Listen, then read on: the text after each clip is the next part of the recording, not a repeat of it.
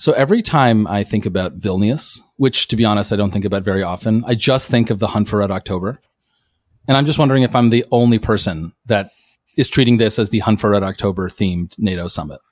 Probably yes, but I do get the reference. I shouldn't be the only person. That's sad.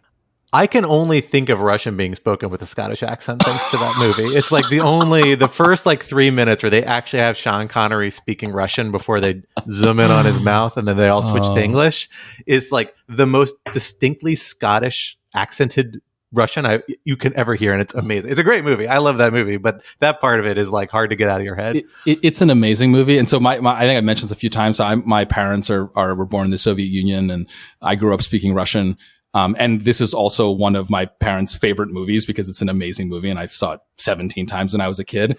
And we all love everything about it. But I do recall every time the first few scenes of Sean Connery going Haladriga, which is him saying it's very cold in Russian with a Scottish accent. You can see my father kind of twitch a little bit. It's so painful to listen to if you speak Russian. It's amazing though.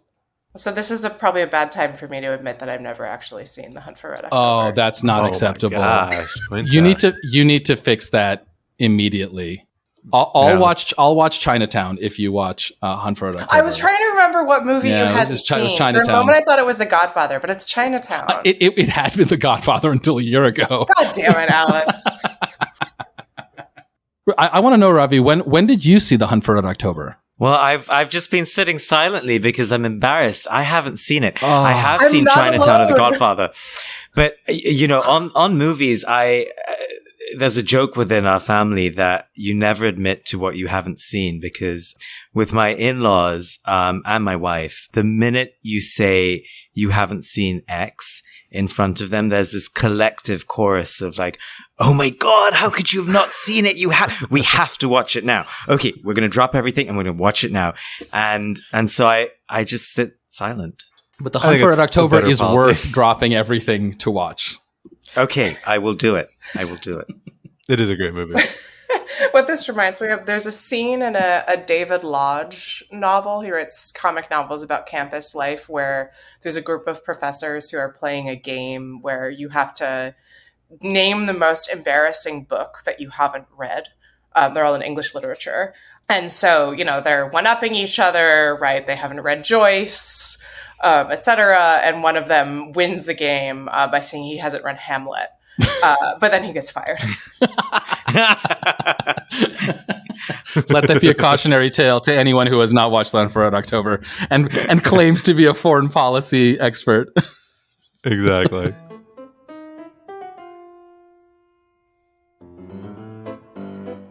Hello, everyone, and welcome back to Rational Security. I am one of your co-hosts, Scott R. Anderson, thrilled to be here in the virtual studio this week with my two other co-hosts, Quinta Jurecic. Hello. And Alan Rosenstein. Hello. And we are thrilled to be back for the second time with our esteemed guest, the editor-in-chief of Foreign Policy Magazine, Ravi Agrawal. Ravi, thank you much for joining us again this week. Oh, it's such a pleasure to be on. Thanks for having me. Well, we are excited to have you back on the podcast because we have had a very busy week in international affairs in the world, which I know you and your wonderful outlet have been watching very closely. We have seen some big meetings going down in Europe, a big show of strength by European and NATO allies to Russia. And in honor of that, we're calling this week's episode the Long Middle Finger of Europe edition, as the long shadow of the collective signal Europe is trying to send to Russia and its allies falls across the continent from Vilnius to Moscow. As always on Rational Security. Classy as always. For our first topic this week, Pledge Week. In a sign of strength, NATO held its annual summit in the capital city of Vilnius, Lithuania this week, just kilometers from the border with Belarus. But those hoping to join the club have gotten a bit of a mixed reception, with NATO members securing a clear path for Sweden to join the alliance at last, without presenting quite as clear a way forward for embattled Ukraine. What did we learn about the state of the alliance from this week's historic meeting? Topic 2, Cluster Ruckus. Late last week, the Biden administration made the controversial decision to provide U.S. cluster munitions, a type of weapon that many U.S. allies have banned by treaty due to concerns about civilian casualties, to its ally Ukraine. Is it the right move, and what might it mean on the battlefield and after the war is over? Topic 3, needling and threads. Mark Zuckerberg appears to have finally gotten under the skin of tech billionaire Elon Musk, as his recently launched competitor to Musk's beleaguered Twitter platform Threads launched last week and soon secured over 100 million users. Has Twitter finally met its match, and what will Threads and other competitors mean for the future of the information and disinformation economy? For our first topic, Alan, let me hand it over to you to get us started. So the leaders of NATO are meeting this week, as they do once a year, this time in Vilnius in Lithuania. It's usually these NATO summits are always interesting, but they're often devoted to sort of technical topics about cooperation and mostly cajoling from America to NATO member states to increase their defense spending. Obviously, this year it's quite a bit different with the Russia's invasion of Ukraine entering into its second year with no obvious end in sight. There are a lot of stories here. I think two have been the main ones. One, obviously, is the war in Russia and NATO support for Ukraine. Zelensky coming and trying at the very least to get assurances of continued support, which I think does appear to be the case, but also hitting some real roadblocks in what has been, I think, quite aggressive campaign from him to try to get NATO membership.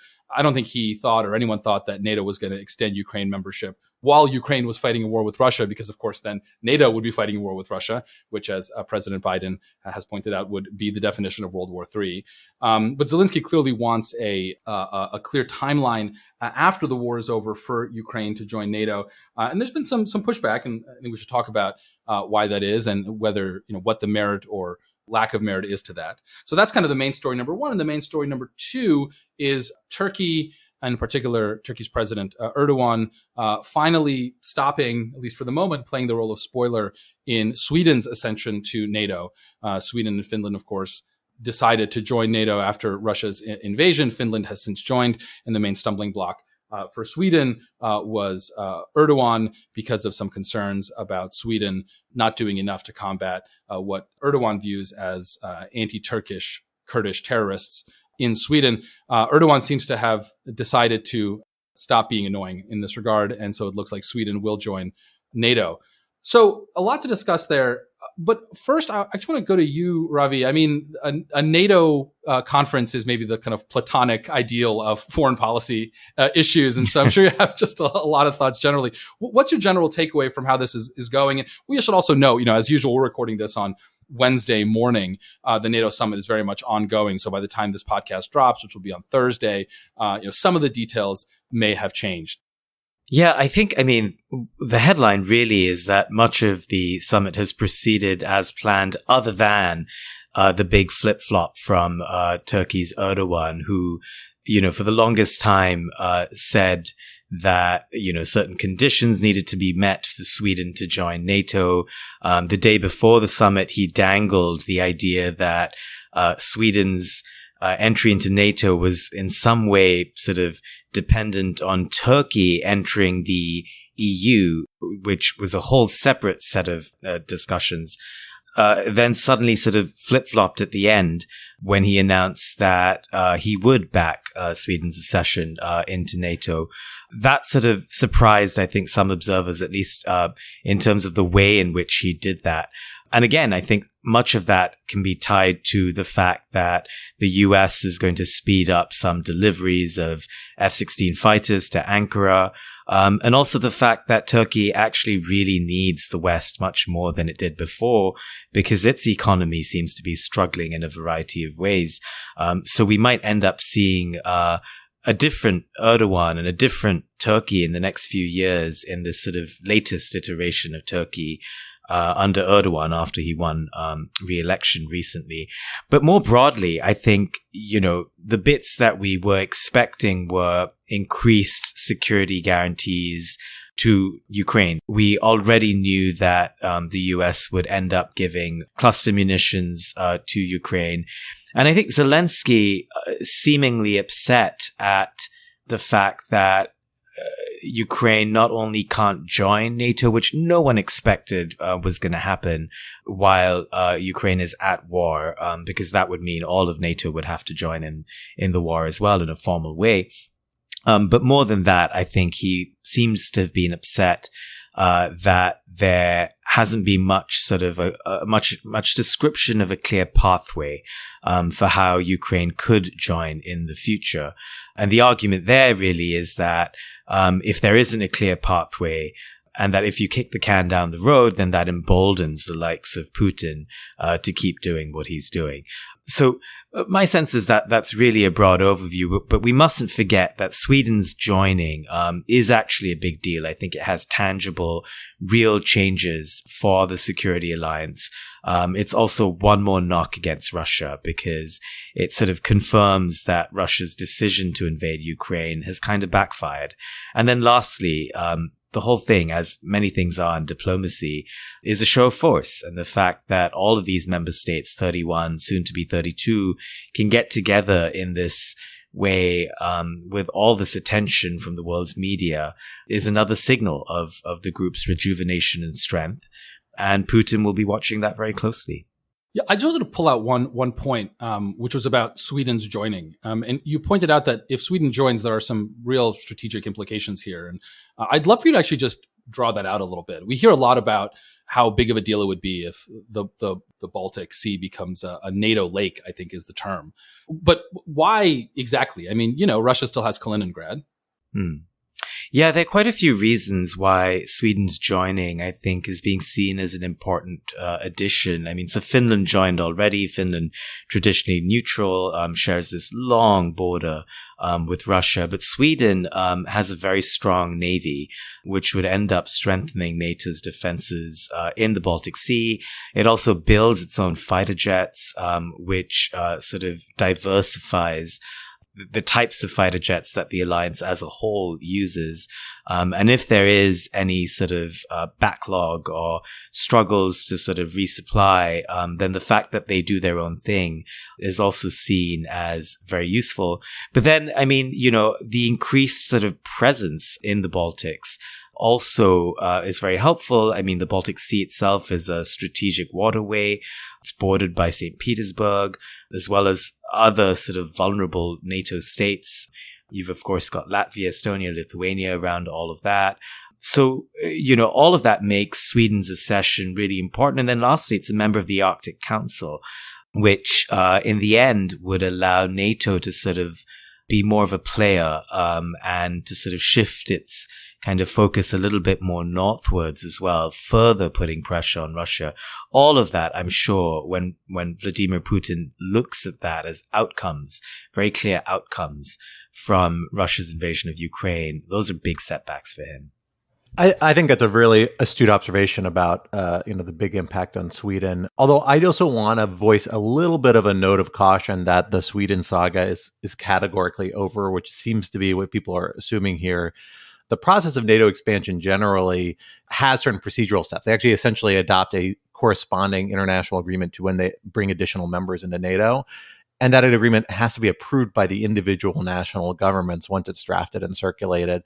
And that's a step, meaning that there's at least a couple more weeks, or months, in which you could see Erdogan shift his position, adjust his position, seek additional leverage. I mean, Erdogan is a guy who is kind of notoriously mercurial, as I think his recent performance underscores, and shameless about really pursuing even small marginal advantage and using every bit of leverage he has. So I wouldn't be surprised if we hear a little more chatter that throws a little dust in the way, although certainly making a public statement at such a large event does seem to at least move momentum towards Sweden's membership in a much more positive direction. The Ukraine part is really interesting too. The reactions in my mind. Ukraine has a really, really effective public relations strategy that is designed to pressure NATO members primarily and other allies to maximize support for them. And that strategy is essentially to say, we love what you're giving us, but we're never satisfied with it. You can always give us more, and you always should give us more. And I think a lot of this NATO conversation fits a little bit into that bucket, but there may be one added element that's a little more contentious. As Ravi, as you know, I completely agree. I don't think anyone came into this thinking Ukraine was going to get membership anytime soon, or frankly was going to get a firm commitment to join. It's a controversial decision. Other NATO members are going to have issues with it. It's something you have to talk over a lot more, and probably not really going to see a solid discussion until the war is at least headed on a trajectory towards ending, because of the broader, alliance implications. But, we see a level of coordination. There's a clear sign of support for Ukraine.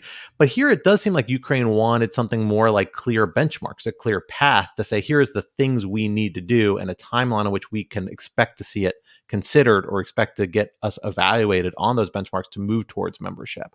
And they didn't even get that. And I actually think that is a little bit of a concern that ties into Ukrainian domestic politics. A lot of the big barriers that seem to exist for particularly the Biden administration and a lot of countries that probably would be much more open to Ukraine joining NATO than maybe certain other NATO members like Poland is a lot of domestic reform around things like transparency, democratic governance, corruption. And it's this interesting tension, right? We know in NATO history, NATO brought in Turkey and Greece and other members for geopolitical strategic reasons primarily, and at various times has found that to be problematic because they're allies that bring in a lot of problems to the alliance that don't always share values, share the same agenda. I think there's some concern about that, about Ukraine too. It's hard to reconcile that with our vision of the genuine and accurate vision of heroism that we see coming out of Ukraine every day, where they really are at the forefront of a functioning democracy. But they're also a democracy that has a lot of systematic problems yet. And addressing them is really difficult. And it's going to be domestically difficult for Zelensky or anyone else. And I think there may have been a hope they may have been able to use this moment to leverage NATO to relax some of those requirements, signal that some of this stuff we're going to find ways around or we're going to stop caring about as much. And the fact that the NATO alliance wasn't inclined to do that, I do think maybe hits a little closer to home for Zelensky and other Ukrainian politicians, because it means that they're going to still feel a lot of international pressure to try and make progress on these really difficult, deeply entrenched domestic issues that are going to be really challenging for them to tackle. Certainly against the backdrop of a war, but even if the war were to end, are still going to be really, really big challenges. Yeah, those are such great points. I mean, just to riff on what you said about Ukraine's PR being great, they have consistently, right from the start, framed themselves as being, at the vanguard of the fight between democracies and autocracies, as being the defenders of sovereignty, as, even being able to reframe a relationship with the West where it's so clear that they need the West. But in recent months, they've also begun to say, wait a minute, you need us.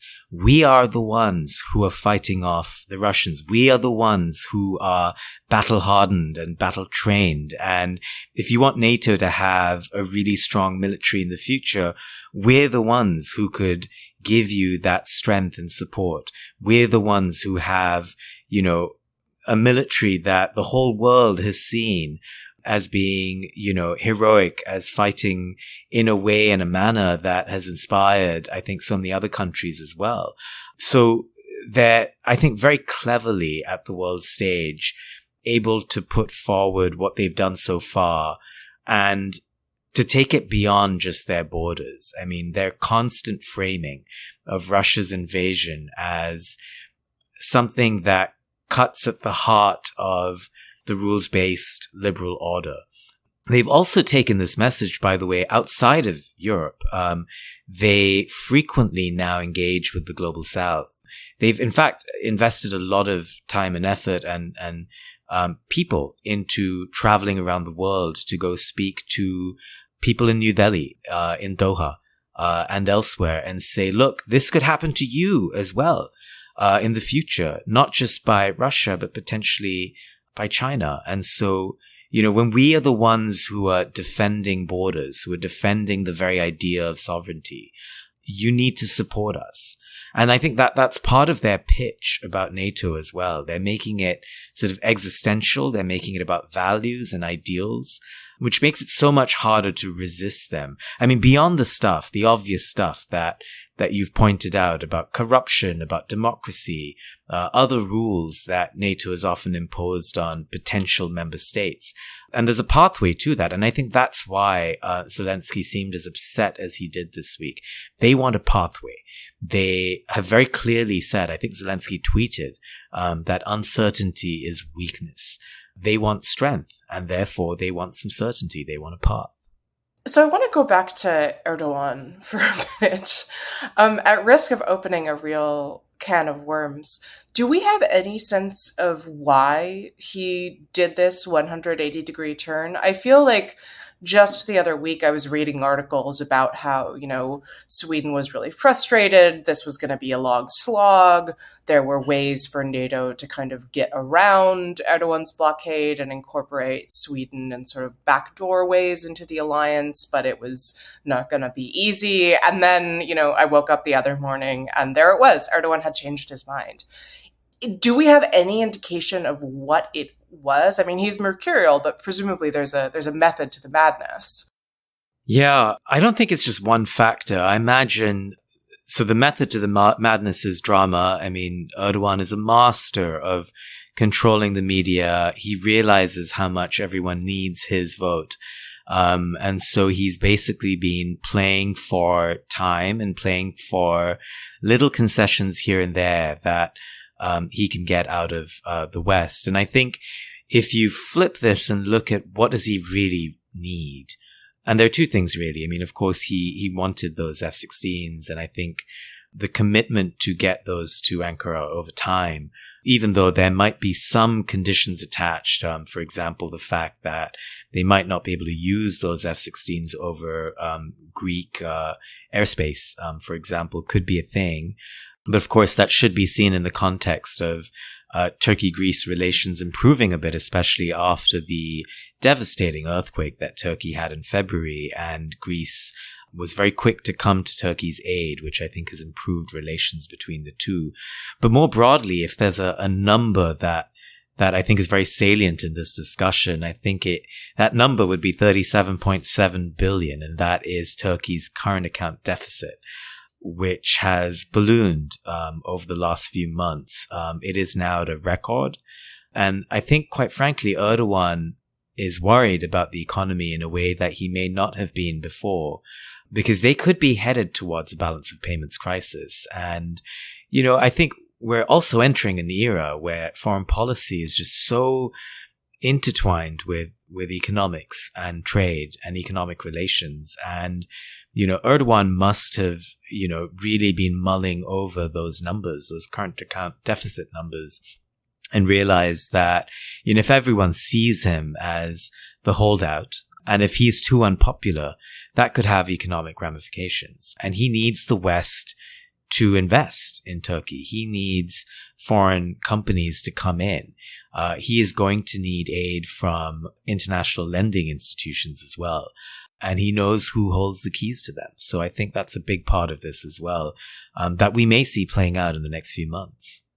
So before we close this topic out, I kind of want to zoom out and ask if we can make any conclusions, tentative as they nevertheless will be, and of course we still have a day of the summit left, about what this summit and what the Ukraine issues and the Turkey issues and the Sweden issues can tell us about what I think is kind of the ever-present question, which is, what is the state of NATO, right? Just a few days ago, the New York Times published a piece raising some concerns that, now that we're over a year into this war, the initial solidarity among NATO nations is beginning to crack. There are some more tensions. At the same time, it seems to me that this summit is actually going quite well, and NATO is functioning exactly as it should, even though, of course, there are conflicts. So, how as the president would say, is the state of NATO strong? Ravi, what do you think? My overarching sense is yes, it is strong. If you take it in the context of the last decade or so, it is much stronger than it was 2 years ago or 5 years ago or a decade ago. And so the trajectory, I think, is very important here. There are disagreements. There will always be disagreements. And that's partly because of how NATO is set up. I mean, you can have one country that, such as Turkey, that sort of sticks out and holds up things like Sweden's accession or Finland's accession in the past year. There are disagreements on spending levels, on how much to arm Ukraine, on other sort of issues on defense posture. I think longer term is where I worry more about divides within NATO. And the more that NATO tries to look beyond just the Russia issue, which clearly united them in a way that has rejuvenated the alliance over the last 2 years. But when it comes to China, when it comes to other NATO activities, say in Africa, I think that's what I look to when I sort of project forward and imagine where there might be even more serious divides within NATO. I mean, for example, on China, which NATO last year designated as a strategic threat, there are clear differences on how to deal with China between the United States and Europe. Within Europe, there are very clear differences between, say, some of the Eastern European states, which need China a lot more than some of the Western European states. And then you have countries like France that, every now and then just, do France and say, well, we need to go our own way, or we need to take a whole bunch of CEOs to Beijing to make sure that we're doing business with China. So I think those are areas that I worry more about, the alliance's ability to stick together. But for now, flip all of this. If you were Vladimir Putin and you're looking at Vilnius, you're going to be worried. You're going to be worried by the signs you see of very clear unity. And beyond that, a clear focus in staying the course and trying to make sure that Ukraine ends up, if not winning, at the very least, imposing serious, long-lasting costs on Russia's military. So we've mentioned the fact that the United States has decided to give cluster bombs to Ukraine. And along with the NATO summit, I think this is kind of the big Ukraine news of the week. So a cluster bomb, for listeners who aren't familiar, is a kind of munition that sort of breaks into different pieces, hence clusters. I've also seen them referred to as bomblets, which sounds incongruously cute. This news has caused a lot of consternation in the press among disarmament advocates because cluster bombs are not widely used anymore. There is an international convention against their use. Notably, neither the United States nor Ukraine nor Russia has signed on to it, and Russia has been using cluster bombs throughout the war so far. The Biden administration's reasoning is essentially, look, Ukraine is in the middle of this crucial offensive. They're running out of other munitions. This kind of weapon can be extremely useful in doing what they need to do in terms of breaking through Russian lines.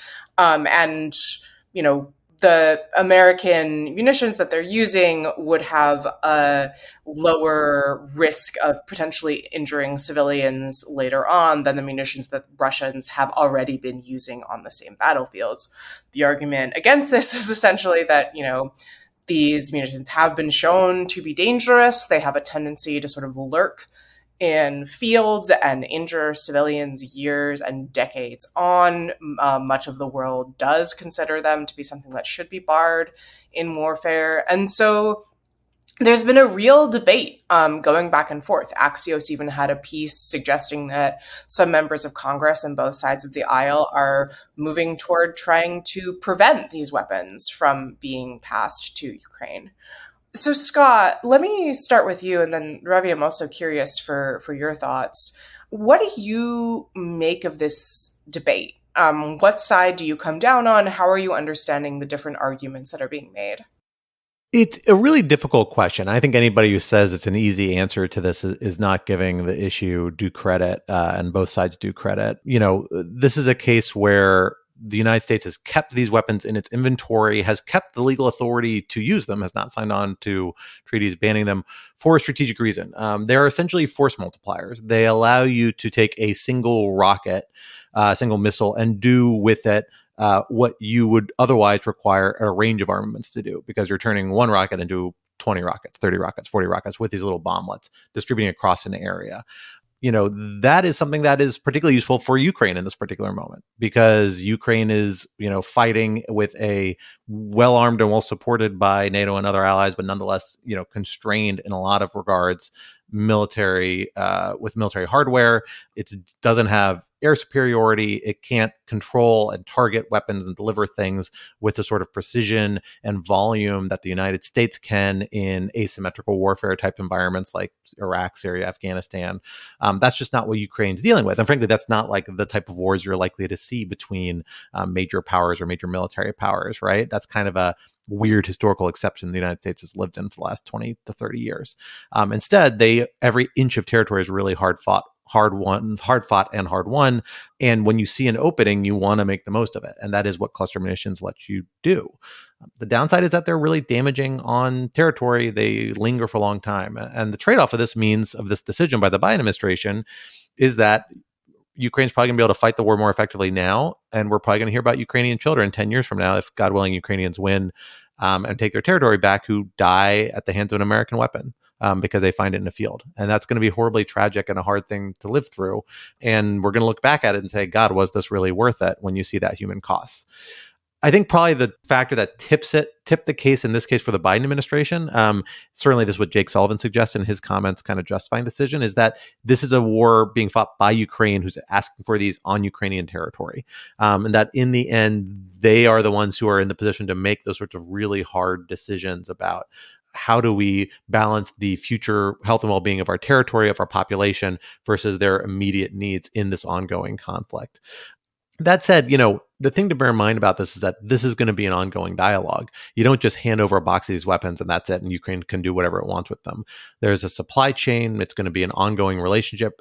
It is going to be subject to conditions and discussions and agreements that the United States can put limits on. I, for example, will guarantee you that there will be a limit that says you can only use these in Ukrainian territory. You can't use them in Russia, which has been the case with a lot of armaments that the United States has provided to Ukraine.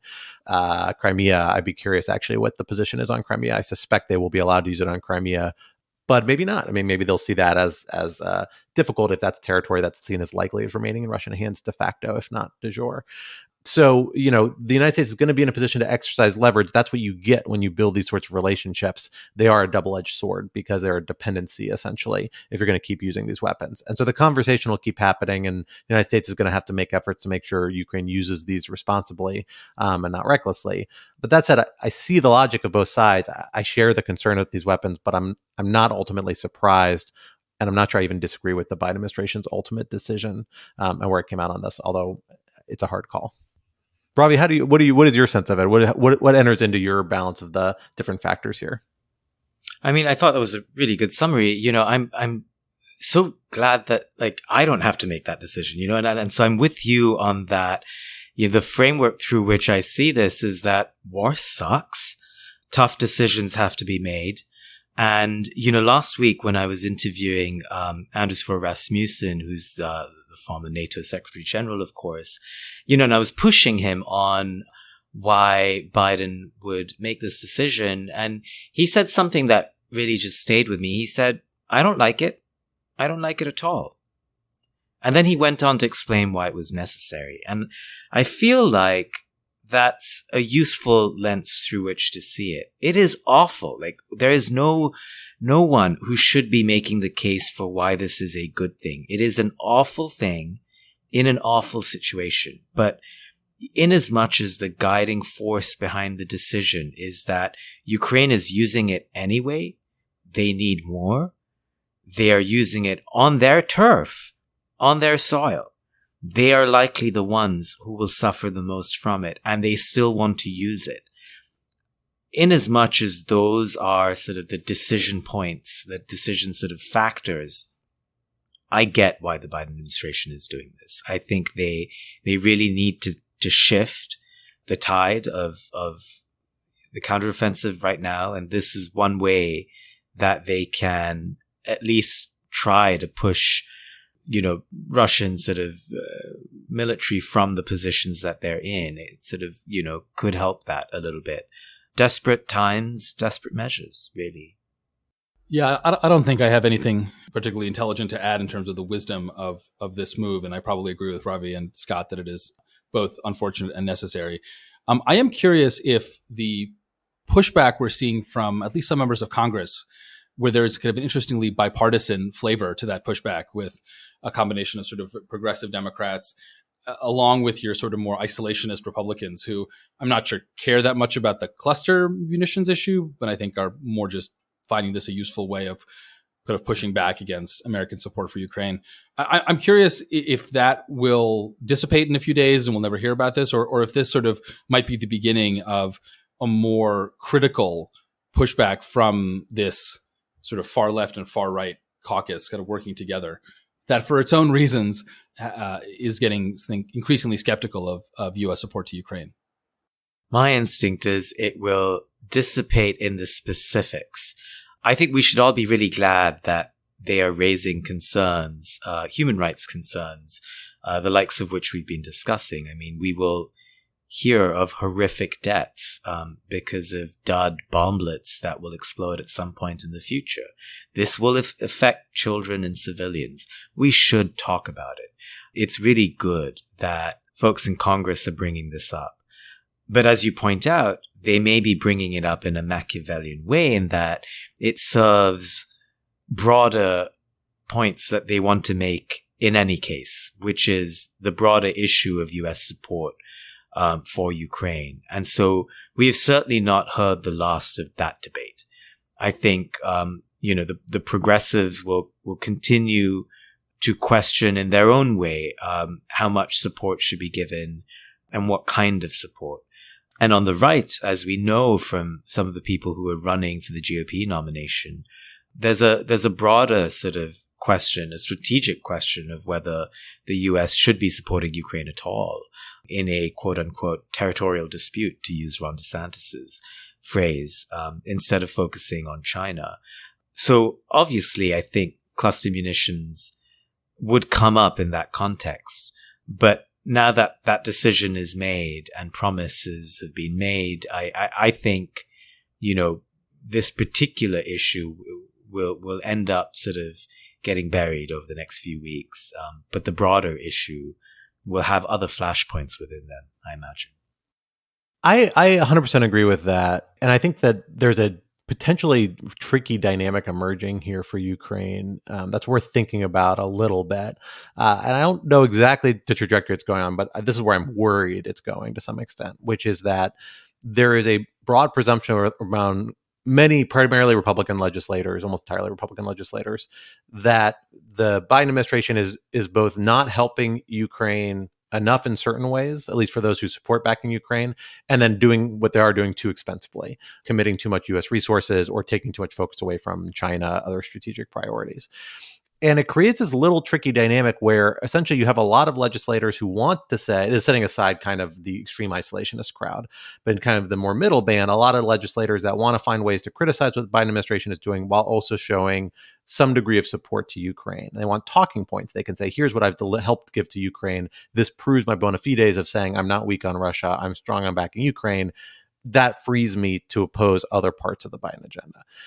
And this is really tricky, I think, actually, for Ukraine and a hard thing for them to think about, because the inclination is to say, I want to keep making all these asks of Congress. We see all these legislative proposals saying, oh, let's designate Russia a state sponsor of terrorism or make up a new designation to assign to Russia. Let's do these other measures that are primarily symbolic or have a somewhat limited marginal impact from a policy perspective. Congress gloms onto those. We see members of Congress really get attracted to those ideas, including in this camp. And I think part of the reason is because they're free talking points.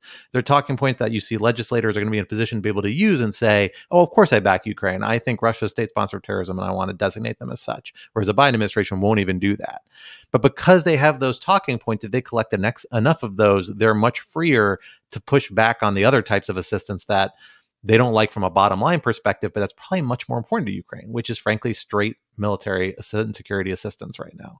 And so it's going to become, as this tension builds, I think a more difficult trade-off that Ukraine needs to think about. Like, you can't make too many asks or engage too much with Congress on this because you're just giving talking points to people who are trying to find a way to weasel out of giving you the support you need. And you've got to keep the focus on the most important items as the environment grows more skeptical, which is the trajectory that seems to be headed in. Hopefully I'm wrong. Hopefully that's an overly cynical take of the politics around this, but I'm a little worried that's what the next 12 months is likely to look like.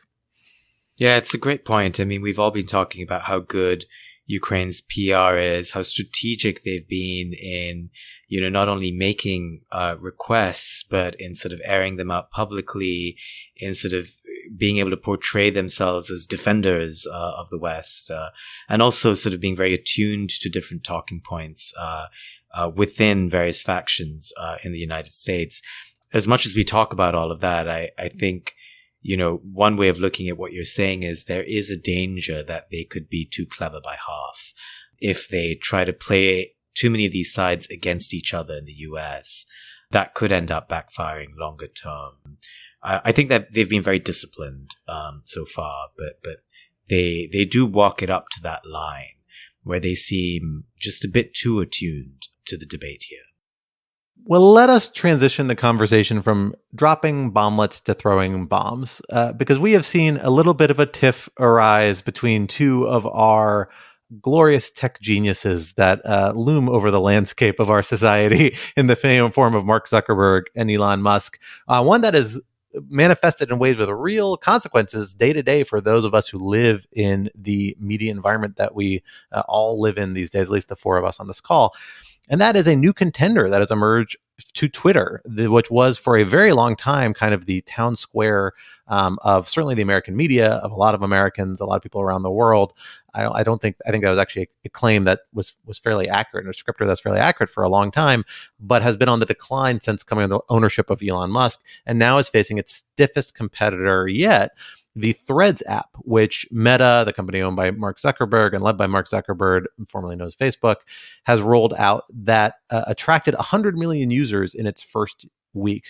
Now, admittedly, a lot of those being imported from Instagram, an existing platform, but nonetheless, a pretty broad reach, pretty fast, which has obviously stirred some alarm in the Elon Musk camp, to the point that he is challenging Zuckerberg to a penis measuring contest on Twitter, among other fairly childish measures. Literally. Not a joke, I think it's very important to understand that he called Zuckerberg a cuck and suggested that they measure penises. To which Zuckerberg, I have to say, who's just impressing me more and more every day, just responded, "This is concerning." Although it's also important to note that there's like a 6-hour difference between the cuck tweet and the penis measuring tweet. Like, he posted the cuck tweet, and then he sat there, and then 6 hours later he was like, you know what, I could really add something to this. It's like, how do I diffuse this situation? It was getting ratioed. He wasn't getting enough likes. You gotta up the ante a little bit. Despite the somewhat absurd and ridiculous optics of this competition, it's got real consequences, because now we're seeing a pretty big center of gravity, more so than I think for other platforms in terms of scope, although it's different when you're talking about different types of users of Twitter. But in terms of sheer scope, and particularly I feel like the kind of popular culture element, a lot of it, people are signaling that Threads is where they see their social media engagement moving. And this is all happening at a time when Twitter is facing, in the last week, just a kind of barrage of technical issues, including some that have affected our very own lawformedia.org, much to our annoyance.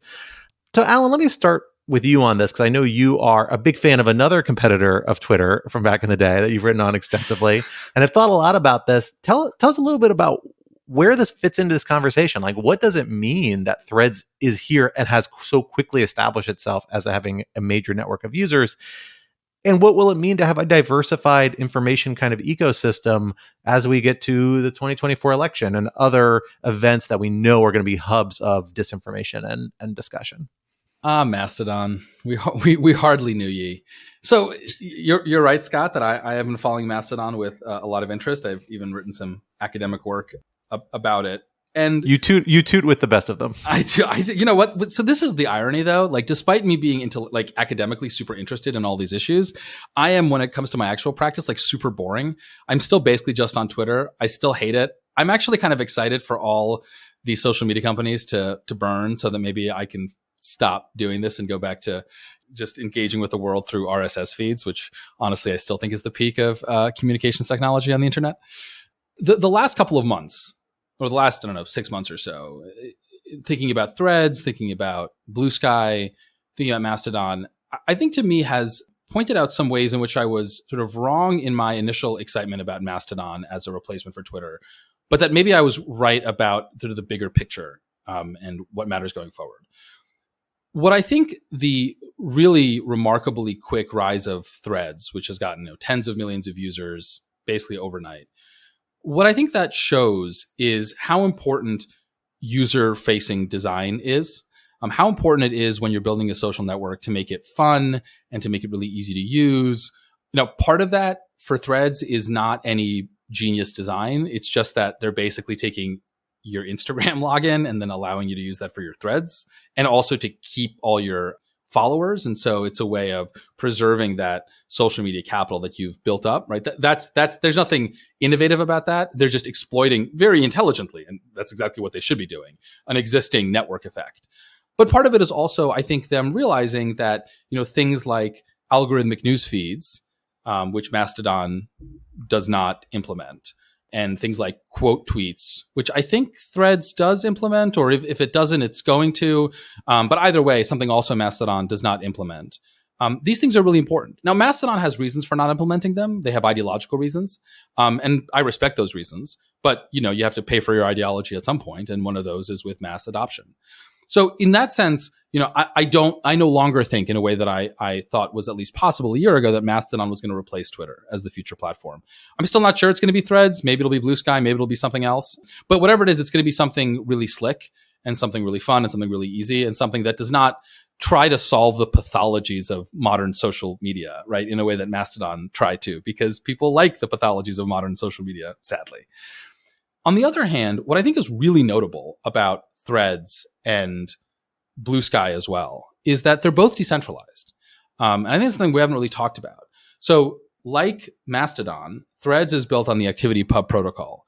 So the architecture, although it's currently basically entirely controlled by Meta, will interoperate with ActivityPub. So, from the outside, Threads will just look like any other ActivityPub instance. Now, it'll be the biggest one by far. It'll have tens of millions of users and it'll have outsized effects. But Meta is still committing itself to decentralization, and it's still committing itself to letting go of some control and of not being able to exercise quite the same level of exhaustive moderation that it currently does on Instagram and Facebook. I mean, it'll still be able to moderate the Threads servers, but people will still be able to access Threads from outside of Threads, and people will be able to access things outside of Threads from inside of Threads. That's notable. Blue Sky is also decentralized, not on ActivityPub, but on some other protocol. And I think what that does show is that the thing that most excited me about Mastodon, which was the decentralized nature, that thing is really going to be the future. And people are going to build applications on top of that, and we'll see what application wins. But that the future is fundamentally decentralized. And we can talk about why that is, and what the benefits and cons are. I think that is, in addition to being the future, also a good thing. And so this is what I mean when I say, I think I was wrong about Mastodon itself, but I think I was right about what was interesting about Mastodon, which was the decentralized aspect. And it's just, I have to emphasize, it is really notable that, a lockdown system like Meta has decided for its next social media platform to go decentralized. Yeah, I mean, yes and no. I guess I big shocker that I'm going to disagree with Alan. We got to hear both sides, Quinta. Please go ahead. Bring it. How the tables have turned. Yeah, Alex Stamos at the Stanford Internet Observatory has posted some on Threads, making the argument that this ActivityPub commitment is kind of a red herring, whether or not Meta understands it as such, and saying that he would guess that they're probably not going to be end up committing to ActivityPub because it means that they're going to have to deal with a lot of content that they'll be responsible for when it's cross-posted onto their servers that they have no moderating capacity over. Can I just make a quick technical point there? So I haven't read the what do they call them? Threads? I have Threads no now? idea. Thread, whatever. Piece of string. To be clear, the point of ActivityPub is not that you have to let everything onto your instance. It's just that overall, anything can exist on the network. So, they will still be able to moderate crap from outside if they want to. Yeah, I mean, my understanding, and without speaking for Alex, is just that it involves a certain level of you lose a certain amount of control if people are posting things onto Threads that are not within Threads, and that if you are Meta, the pros and cons of that are the calculus is substantially different because you're $1 billion company. So I don't know.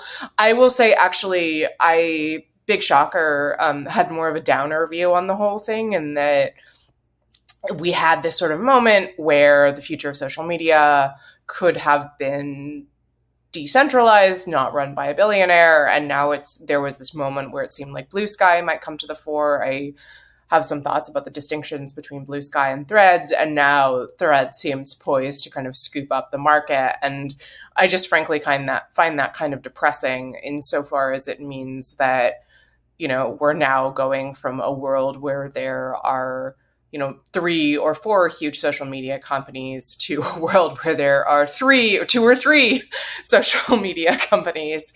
And the, continuing hegemony of Meta, I don't think is honestly particularly good for anybody. Now, of course, people will say Jack Dorsey's on the board of Blue Sky, which is true. I think that Mastodon was sort of the ideologically purist, for lack of a better term, model here, but it does just strike me as kind of depressing, frankly. Ravi, I'd be really curious about your perspective on this, particularly as someone who runs a media platform, I mean, a magazine, obviously, but you're more than a magazine with podcasts and videos. And that is obviously kind of walking the line between old media and new media.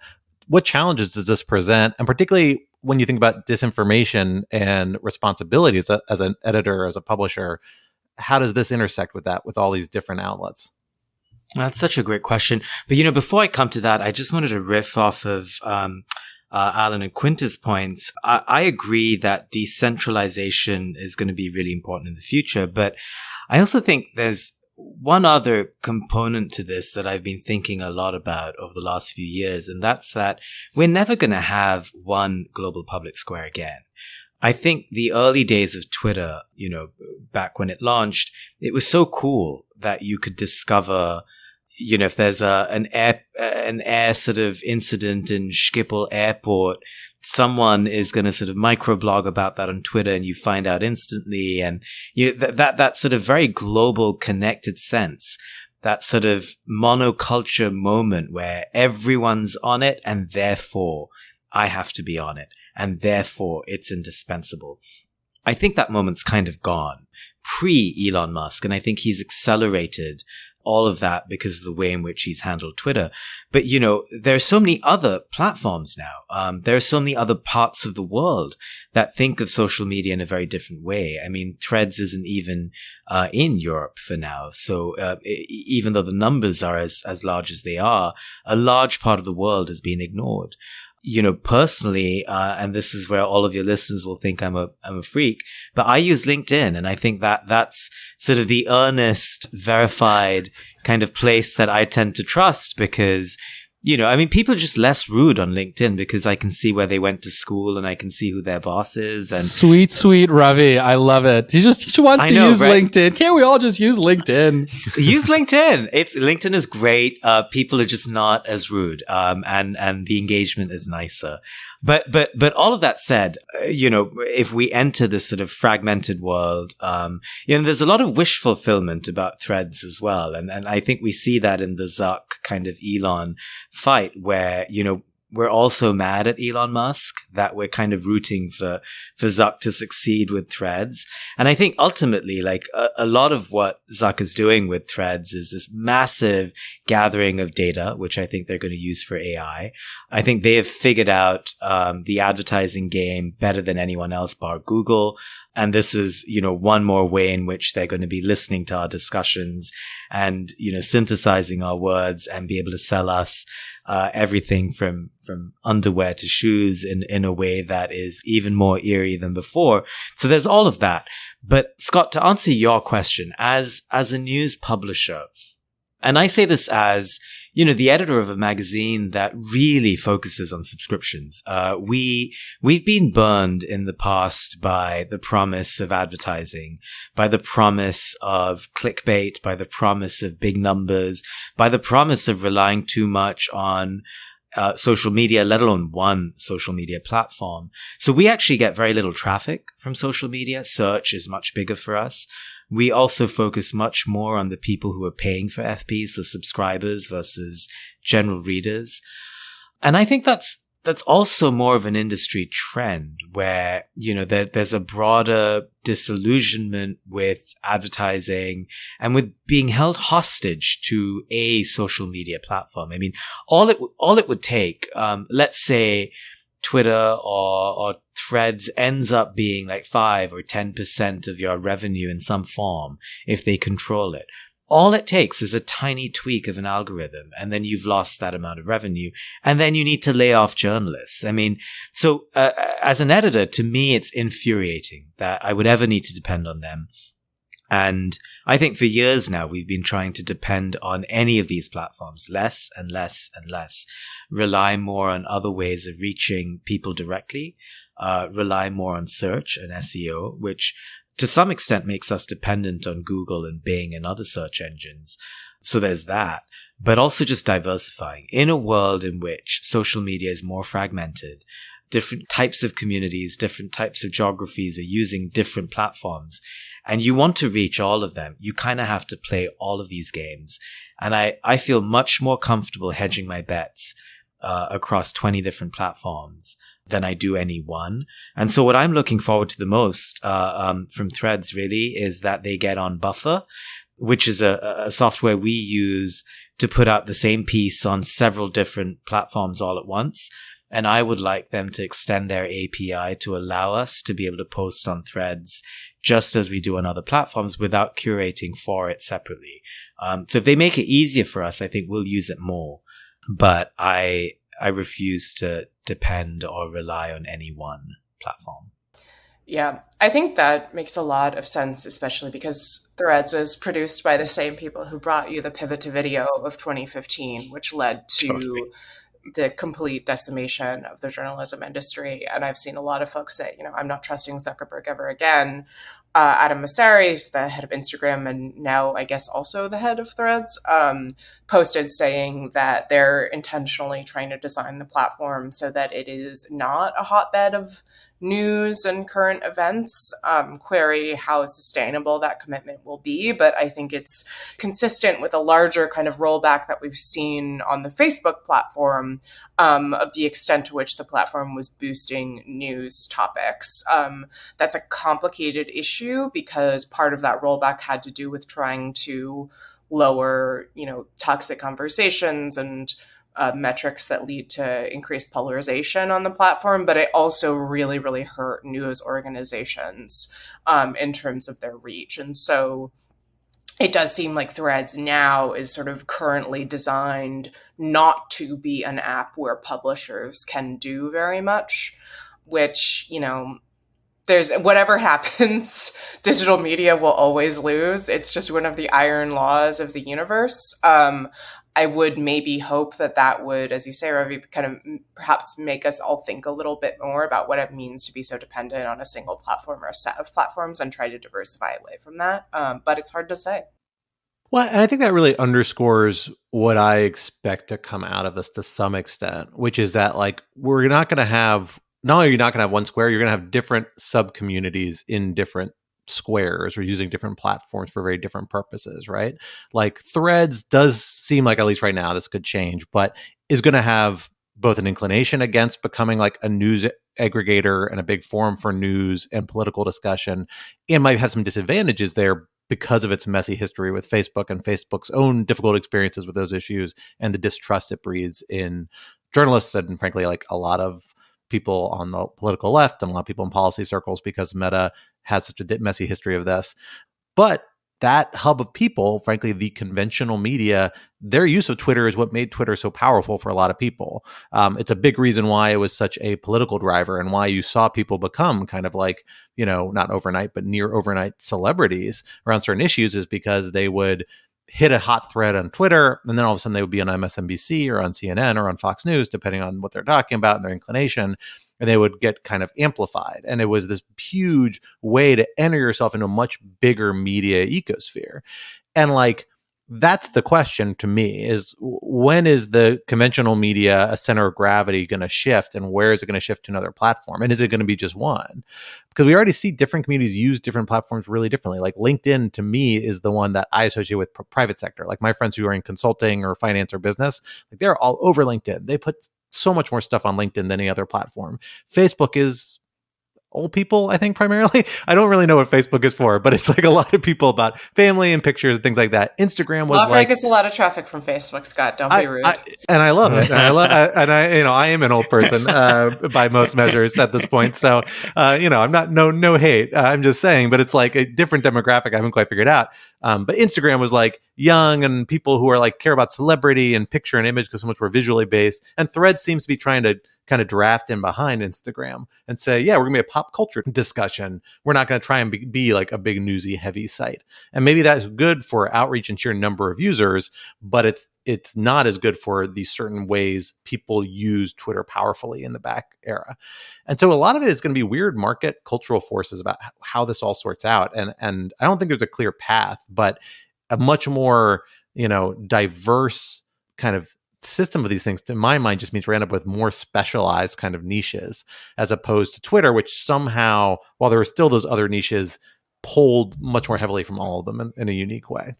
Honestly, I think that's great. I think it might not be a bad thing. Yeah, I think general public squares are hugely overrated. I mean, we're just not meant, like, human beings are meant to, know 150 people, right? That's the Dunbar number, right? It's bad enough that modernity requires us to, keep thousands of people in our minds, but a public square of 1 billion people is just an absolute disaster. You just get endless context collapse. It's absolutely miserable. And yeah, I would so much rather a tiny social media platform with, journalists, policy people, and academics, and just that's all I want to talk about. I don't need all the other crap coming into my feed. Yeah, I think you need to stop this thing, whatever it is that you're describing. Let's do it. LinkedIn just sounds so nice, but I will say there is an interesting question, Ravi, about why LinkedIn can't play this role. You're right. It's a bunch of professionals. There are real reasons why the tenor of this conversation will be better, right? Because you're employer and all that stuff is right there. I actually don't understand why LinkedIn can't do this, except for the fact that it is just undeniably not a cool platform. And so I feel like I think, as silly as that sounds, some of that does get in the way, but God, I'm happy to just move to LinkedIn. I'm plenty boring. I would encourage you to look at it. I mean, you're right. It's not particularly cool. It's incredibly earnest. But, when I post things about foreign policy on LinkedIn, I get a lot of engagement, and I get sometimes critical messages, sometimes supportive messages, but unfailingly, they are actually smart. They read the thing that I've posted. They make points that are important points. They actually behave, again, because, their bosses are looking at them. Their networks are looking at them. And so I think LinkedIn has really begun to expand outside of just the private sector, outside of economics and, posts about jobs. I mean, I'll give you one data point. When I post something, I can actually search and see which companies are looking at my posts the most. Top 2 most days, U.S. Department of State, U.S. Defense Department. They're looking, they're watching, they're engaging. So I think it's really begun to sort of move outside of the private sector. But again, it's very geeky, it's very wonky. And, I celebrate that. I mean, if it attracts geeks and wonks and they're enjoying themselves there, more power to all of them and me. Well, folks, unfortunately, we will have to end the conversation there because we're out of time and bring it to LinkedIn or Twitter or Mastodon and continue the conversation in another form of our choice. But this would not be Rational Security if we did not leave you with some object lessons to ponder over in the week to come until we are back in your podcatcher. Alan, what do you have for us this week? Scott, I think you'll be really proud of me because I'm finally doing a music recommendation, and it's a live music recommendation. Hey. So one of my absolute favorite artists is Bela Fleck, who is, I think, the greatest American banjoist of his generation, which I know sounds kind of niche, but seriously, this guy is a monster virtuoso. And I actually, one of my first bands that I was super into when I was a teenager was his progressive jazz bluegrass fusion group, Bela Fleck and the Flecktones. So good. I still can't listen to Sinister Minister without grooving to the embarrassment of everyone around me. But he is currently on tour. He just demonstrated it, folks, and it was in fact embarrassing. the brief moment of grooving. There's the white guy underbite and stuff. It's good. So he is currently on tour to promote his latest album, which goes back to his kind of bluegrass roots. It's called My Bluegrass Heart, and it actually won the Grammy Award for Best Bluegrass Album. And he's coming to Minneapolis this week to the Dakota, which is our fabulous jazz club. And my wife and I are going to see him this week, and I am so very excited. So, he's still on tour this summer, but even if you can't watch him on tour, he is always worth listening to. His latest is My Bluegrass Heart. But again, I still have a soft spot for his Flecktones, for his Flecktones days. But he also has an amazing album. I forget what it's called, but it's an album of classical music. Like a lot of classical guitar pieces, like Segovia transcriptions, which then he retranscribes for banjo, and it's insane. It's just completely unclear how he's making that music, and it's just fabulous. So go listen to Bela Fleck. All right, I like it. Good, diversifying our music scene. Quinta, what do you have for us this week? I would like to talk about the Barbie 9- line controversy, which is maybe my favorite thing that has happened in the last several months. So listeners are surely aware that there is a Barbie movie coming out next week, directed by, of all people, Greta Gerwig, written by, of all people, Greta Gerwig and Noah Baumbach. And it is banned in Vietnam because Vietnam claims that the Barbie movie promotes the 9- line. China's territorial claims in the South China Sea, very controversial. It is not totally clear still, what specifically in the Barbie movie is promoting the 9- line. I think the closest that people have gotten is a screenshot of Barbie standing in front of a sort of scribbled map of the world that is very clearly supposed to be inaccurate because all the continents have continued to drift apart from one another, and Asia is rotated 90 degrees straight up and down. There are some dashed lines. There is one by Greenland, which is 10 dashes, and there is one by Asia, which is, I will note, 8 dashes, but it's not located by the South China Sea.